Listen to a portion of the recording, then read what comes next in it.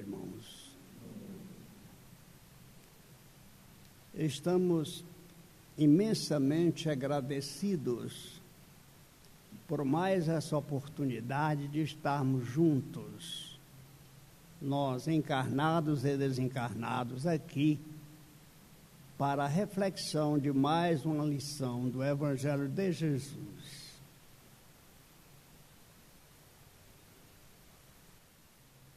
O Evangelho de Jesus, ele está em nossa vida, desde que nós tenhamos também a disposição de aceitá-lo, na busca de nós mesmos, a encontrar em nós os recursos que tragam, nos façam seguir aprendendo. O Evangelho de Jesus, quando nós estamos atentos a ele, ele tem para todos nós o conhecimento. Igualmente tem as possibilidades e as oportunidades que carecemos para o andar na marcha eterna de nossas vidas.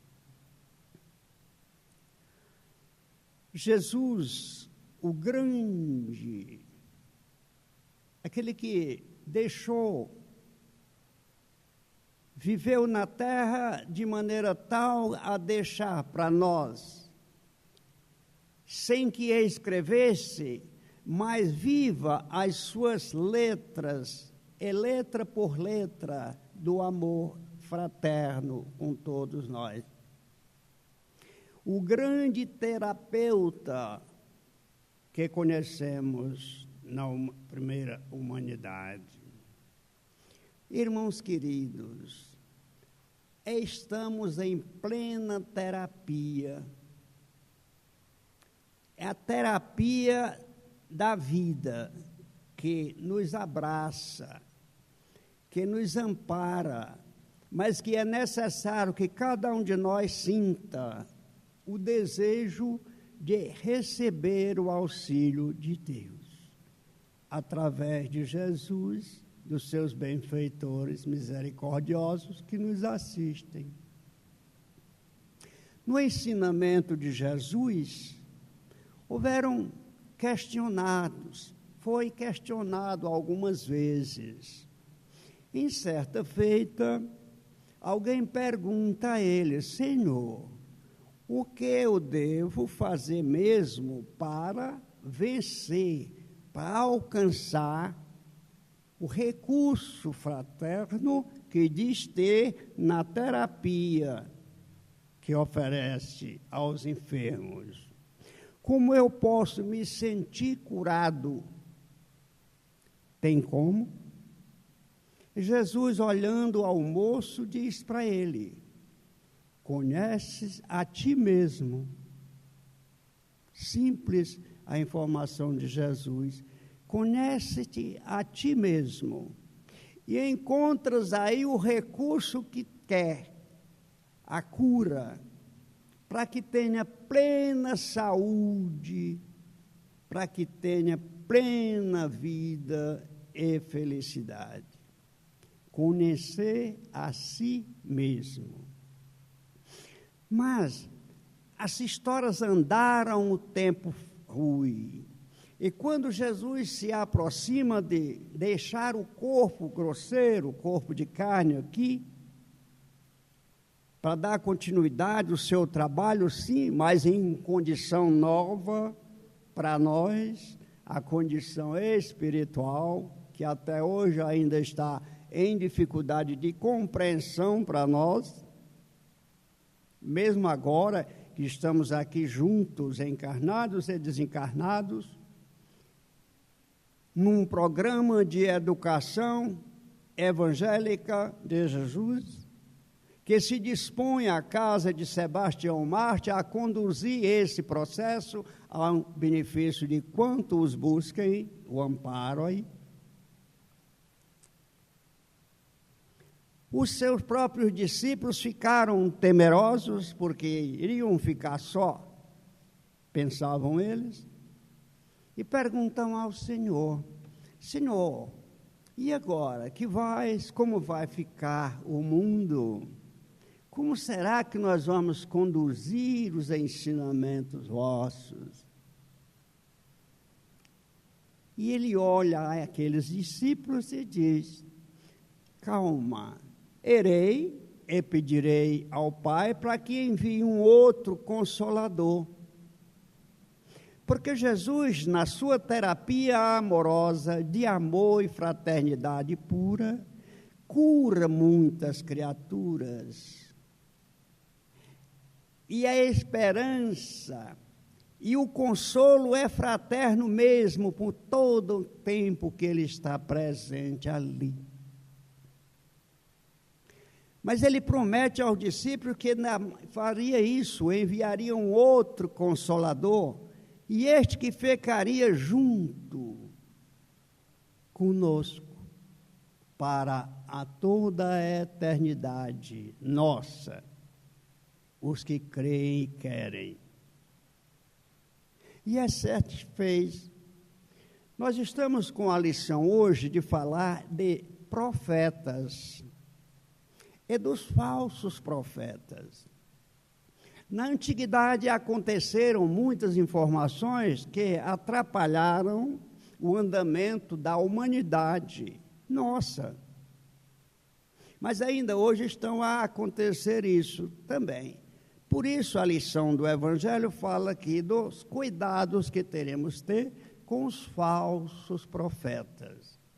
Mas nós estamos falando de Jesus em primeira mão e da sua disposição de auxílio para nós. Por isso ele está dizendo que envia um outro Consolador. E esse outro Consolador aparece no mundo novo através de um outro profeta. Porque Jesus profetizou para nós muitas coisas. E nós não aprendemos ainda a vivenciá-las. Mas o outro profeta que ele promete o Consolador que fica conosco, esse outro profeta, ele teve um cuidado, porque Jesus não escreveu linhas por linhas o nosso comportamento, nem a necessidade que teria a humanidade em seguir os seus passos e os seus ensinamentos. Ele fez para que a gente aprendesse a fazer. Mas o outro que veio, não. O outro já teve a ideia, profetizou muitas coisas também. E ele faz escritos isso. As suas profecias estão escritas com detalhes, como nós poderemos seguir o nosso trajeto sem que a gente se arranhe tanto no matagal da ignorância, ainda que porta em nós. E ele traz, no primeiro trabalho, logo, ele trouxe o Evangelho dos Espíritos.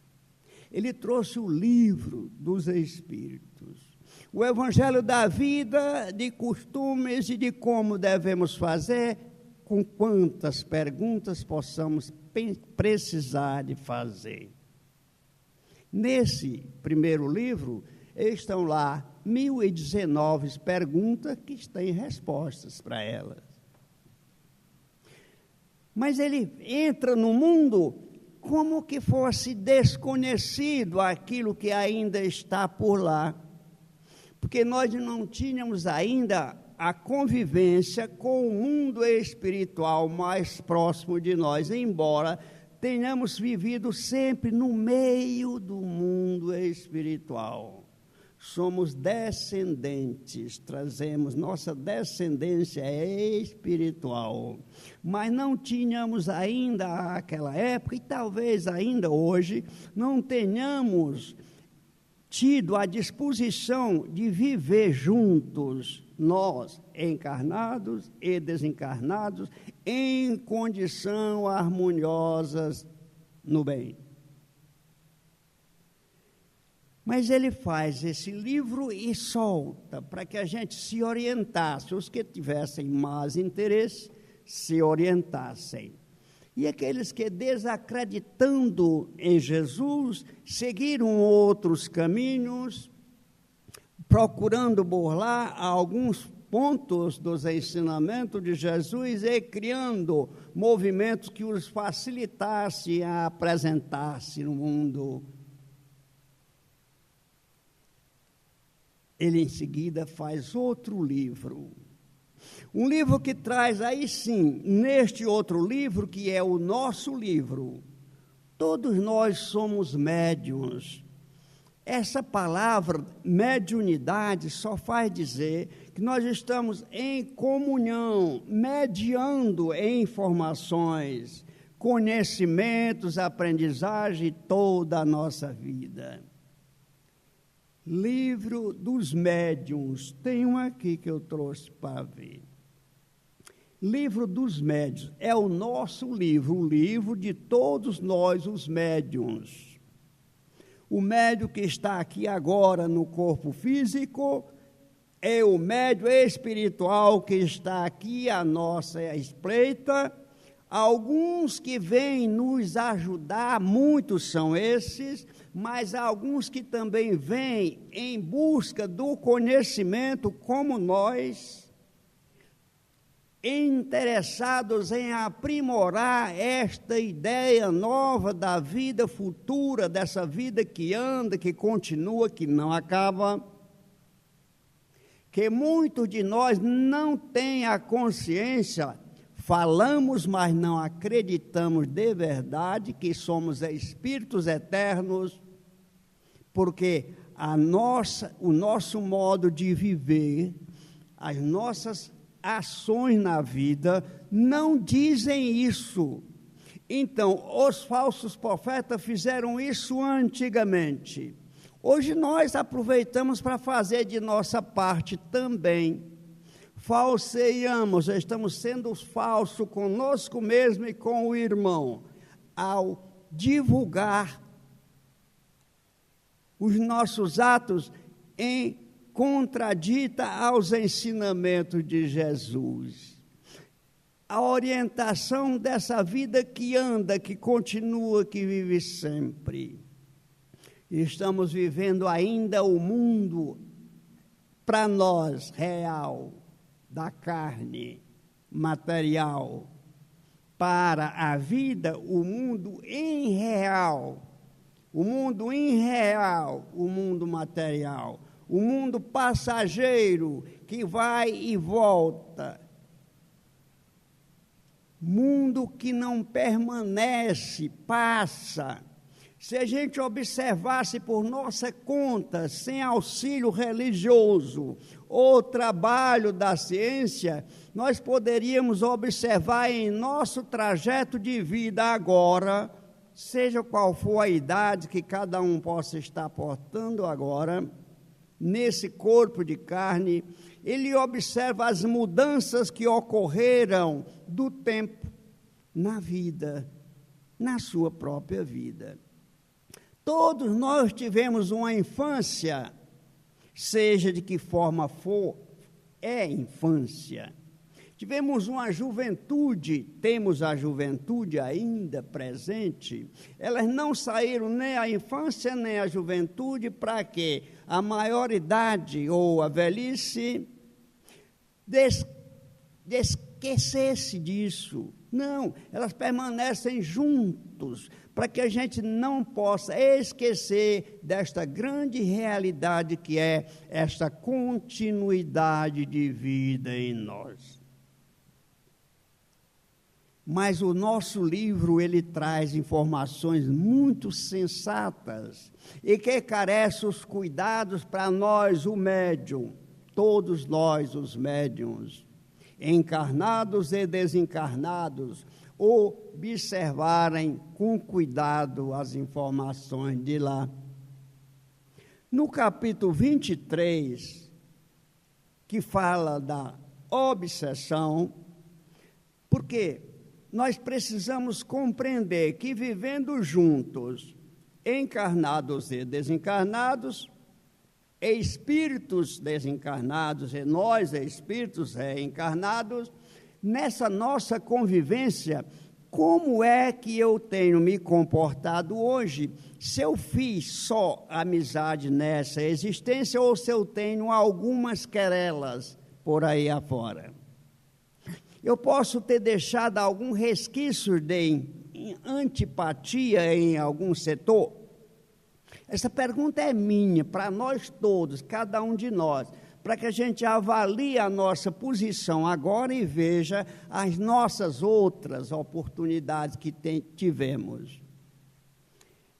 No capítulo 23 aqui, ele está falando da obsessão. O que é a obsessão? Ele explica bem o que é uma obsessão. São entidades, espíritos que obsediam a outro espírito por ignorância, por falta de conhecimento de si mesmo. Obsediam desencarnados para reencarnados aqui agora, sim. Lê-se mesmo, no livro, o livro dos Espíritos, Kardec pergunta ao Espírito de verdade. Os Espíritos, eles têm, que estão desencarnados, os Espíritos mesmo, conhecidos por aí, eles têm influência nas vidas nossas dos encarnados aqui agora? A resposta está muito simples, dizendo, mais do que possais imaginar, em muitos momentos, mas em grandes momentos, são eles quem comandam as nossas vidas. Pronto, nós estamos aqui agora, observando esta informação que traz o livro dos Espíritos para nós, e o livro nosso, o livro dos médiuns, está dizendo dessa obsessão que é preciso haja cuidados nosso do médium para que não esteja em processo obsessivo para o mal. Quando nós estamos vendo o mundo na maneira que está hoje, em desordem, parece que a desordem cresce, nos parece que não tem uma solução, as criaturas não acertam nos seus pontos de vista, nas suas administrações, no seu controle social, familiar, profissional, muitas das vezes. Parece que há um desmando em muitas ocasiões, a gente possa imaginar. E a gente pensa, por que uma pessoa faz tal coisa? Tem tal comportamento? Esquecendo de nós, somos médiuns e estamos em comunicação, em comunhão com outros espíritos. E eles, sim, podem nos envolver a fazer coisas que não desejamos, em muitos casos. Nas famílias há muita consideração para esse pensamento, porque nós estamos em desarmonia social e ela só começou na desorganização familiar. E ela vai para o mundo nessas condições por falta dos conhecimentos de nós mesmos, sem observar as informações de Jesus para a nossa proteção. Falsos profetas quem são? Quando nós estamos indo à casa espírita, que maravilha que é nós agora estarmos aqui, num ambiente sadio, calmo, consideramos aqui um sítio de paz, de terra fértil, onde toda semente nasce, germina. Toda semente nessa terra fértil germina. Agora, o que nós estamos fazendo com o nosso plantio, mesmo aqui? Ou como é que nós estamos fazendo com o nosso plantio que estamos a semear durante o nosso tempo de existência aqui? Só nesta reencarnação que podemos lembrar dela, porque nós todos tivemos outras, mas não lembramos nenhuma. Vamos lembrar pelo menos dessa e fazer o esforço que carece ser feito para que a gente possa se informar de si mesmo e assim, conhecendo quem é, trabalhar o processo de si para viver a sua vida, essa vida eterna que é a vida espiritual, porque em breve tempo todos nós deixaremos essa roupagem mais grosseira e estaremos vivendo a vida espiritual, queira ou não. Não tem como sair, é lei, a lei de destruição, lei de evolução, são leis eternas, são leis de Deus que não pode mudar o homem. Só o homem pode se entender de si mesmo para que conviva com esse processo dinâmico da inteligência suprema, a quem somos descendentes dela, para que vivamos também nós com a inteligência aguda no aprender e no fazer. Fala-se de amor. Jesus vem e traz o amor.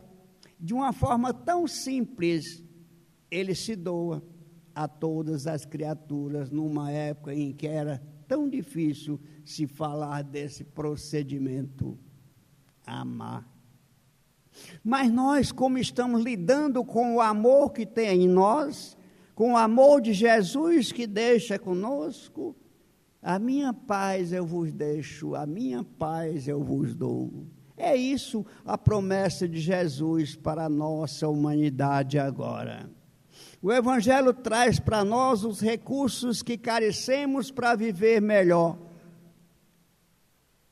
Carece apenas o nosso esforço, a nossa disposição para receber o auxílio.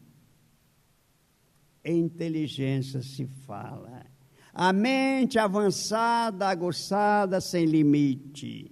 Essa intercâmbio de almas, ela não tem limite.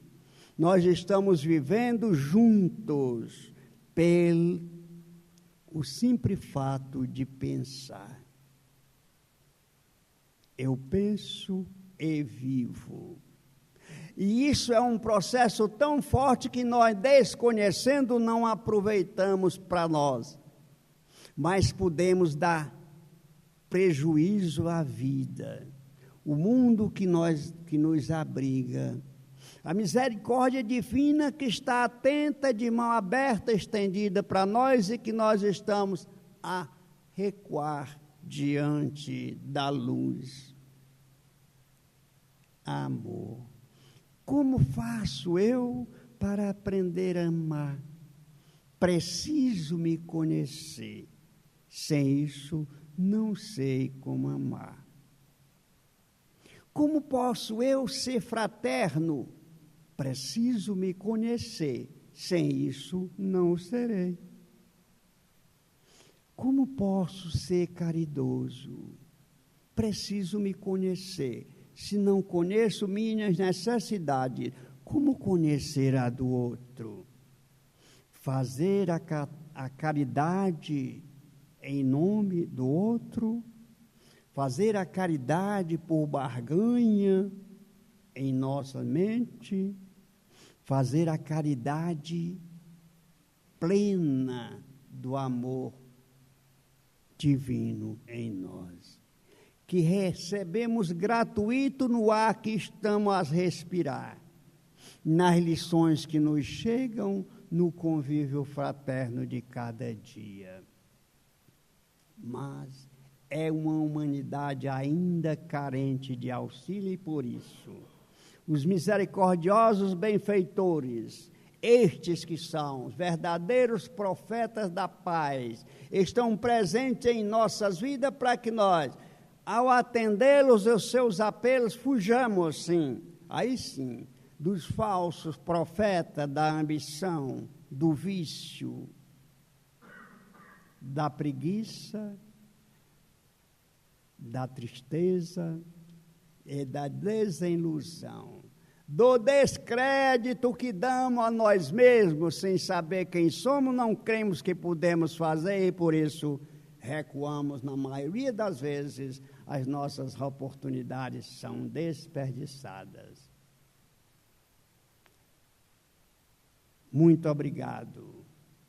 Um bom trabalho e um bom descanso.